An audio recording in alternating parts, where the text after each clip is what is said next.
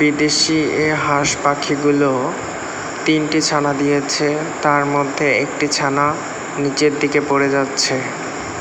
এই ছানাটা কি ঠিক মতো নিচে আসতে পারবে, নাকি পাথরের সাথে বাড়ি খেয়ে সে ওখানে ইনজুরি হবে?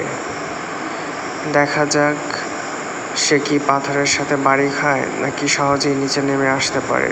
ও নো, এটি পাথরের সাথে বাড়ি খেয়ে নিচে পড়ে গেছে।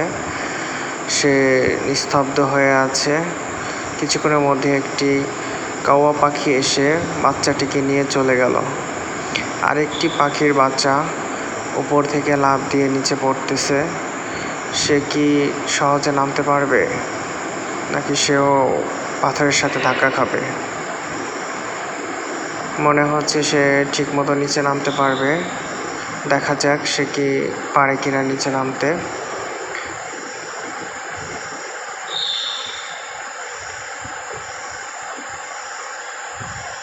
ও নিচে, ও নো, সেও পাথরের সাথে ধাক্কা খেয়ে নিচে পড়ে যাচ্ছে। কিন্তু এই পাখির বাচ্চাগুলো এতটাই হালকা থাকে যে পাথরের সাথে বাড়ি খেয়ে নিচে পড়লেও এদের তেমন একটা ক্ষতি হয় না। এরা স্বাভাবিকভাবেই চলাফেরা করতে পারে। কিছুক্ষণের মধ্যে মা পাখি এবং বাবা পাখি নিচে নেমে আসে বাচ্চাটির কাছে।